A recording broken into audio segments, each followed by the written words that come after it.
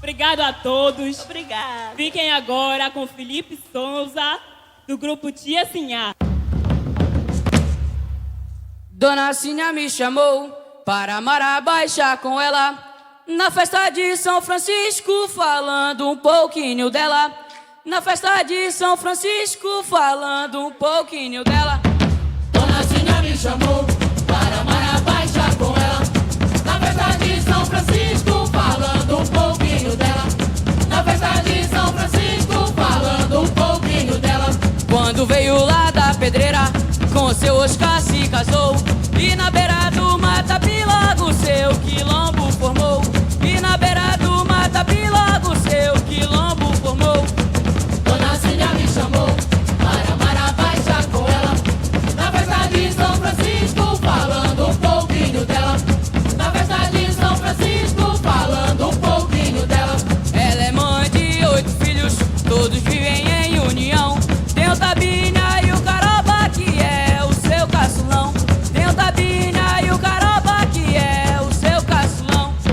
Dona Sinha me chamou para marabaixa com ela na festa de São Francisco, falando um pouquinho dela.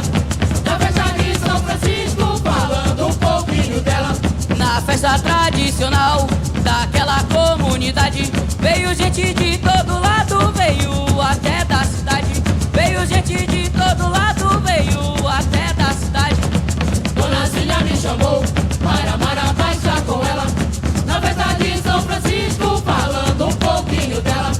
Na festa de São Francisco, falando um pouquinho dela. Na vila de São Francisco se festeja São João. Tem batuque, marabaxi, também tem a procissão. Tem batuque, marabaxi, também tem a procissão. Dona Sinha me chamou para marabaixa com ela na festa de São Francisco, falando um pouquinho dela. Na festa de São Francisco, falando um pouquinho dela. Eu peço pra Deus do céu, dê-me forças para lutar, que a festa de São João eu possa acompanhar. Que a festa de São João eu possa acompanhar. Dona Sinha me chamou para marabaixa com ela na festa de São Francisco, falando um pouquinho dela. Na festa de São Francisco, falando um pouquinho dela. Agora eu vou dar um viva, meu glorioso São João. Eu respiro marabaixo, que é festa e tradição. Eu respiro marabaixo, que é festa e tradição. Dona Sinha me chamou para marabaixa com ela na festa de São Francisco, falando um pouquinho dela. Na festa de São Francisco, falando um pouquinho dela.